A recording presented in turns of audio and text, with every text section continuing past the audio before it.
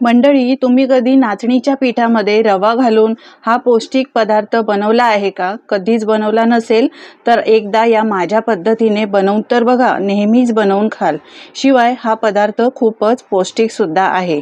चला तर करायला घेऊयात. यासाठी मी इथे 1 वाटी नाचणीचं पीठ चाळून घेतलेलं आहे. पीठ चाळूनच घ्या.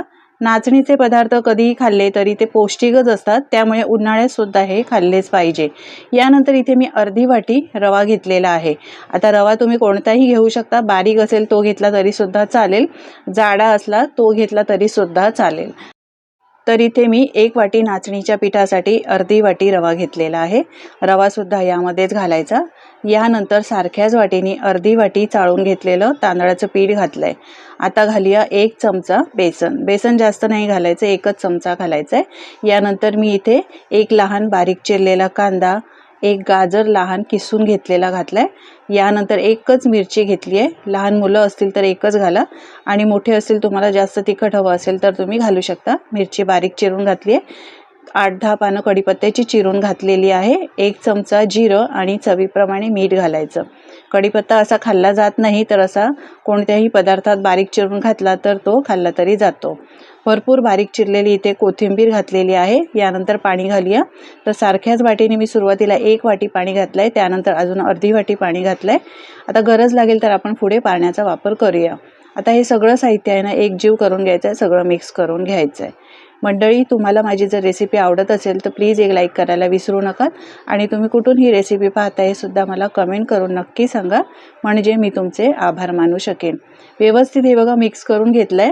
चांगलं मिक्स करून घ्यायचं म्हणजे यामध्ये गुठळ्या राहत नाही. आता चांगलं मिक्स केलंय. बॅटर मला थोडंसं घट्ट वाटतंय, म्हणून मी जे अर्धी वाटी पाणी राहिलं होतं ते सुद्धा यामध्ये घातलंय. एकूण मला इथे सारख्याच वाटीने 2 वाटी पाणी लागलेलं आहे. छान असं मिक्स करून घेतलं. हे बघा, जास्त पातळ नाही किंवा जास्त घट्ट नाही. आपल्याला या पद्धतीचंच बॅटर पाहिजे. शिवाय यामध्ये अजिबात गुठळ्या सुद्धा राहता कामा नये. आता झाकण ठेवूया आणि 5 मिनटं आपण बाजूला ठेवून देऊया, कारण रवा घातलाय. रवा फुलण्यासाठी 5 मिनटं तरी लागतो. 5 मिनटानंतर पाहूया. बॅटर थोडं हलकं घट्ट झालेलं आहे आणि आपली ही परफेक्ट कन्सिस्टन्सी आहे. पाणी घालायची अजिबात गरज नाही. आपण मस्त नाचणीच्या पिठाचे धिरडे बनवतोय. याला तुम्ही घावणे सुद्धा बनवू शकता. गॅसवर मी तवा गरम करायला ठेवलेला आहे. तवा चांगला कडकडीत गरम करून घ्यायचा आहे.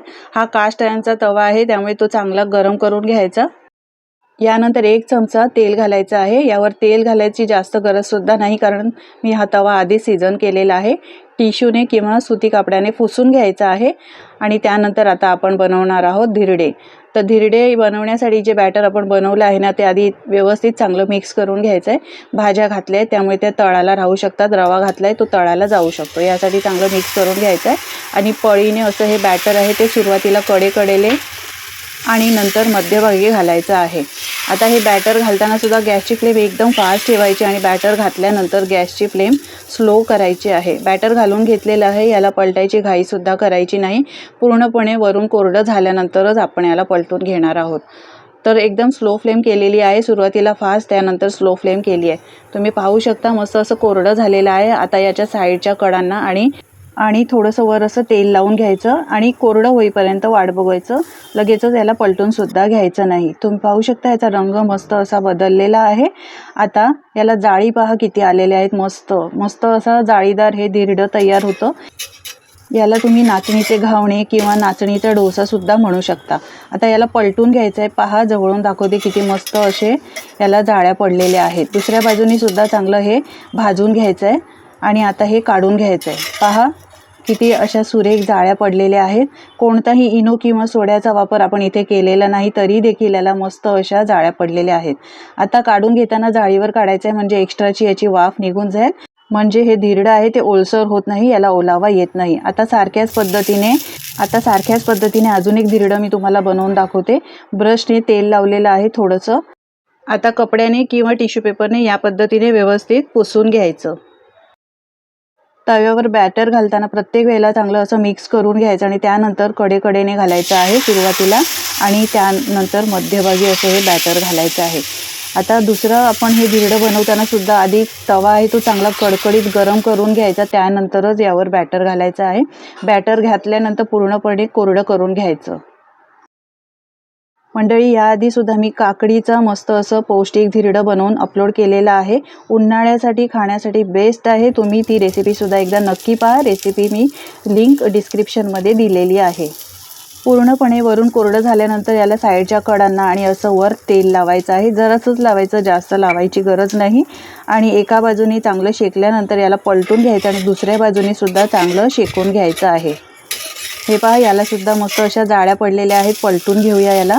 पहा, मस्त अशा सुरेख जाळ्या आलेल्या आहेत. सुरुवातीला गॅसची फ्लेम फास्ट करायची.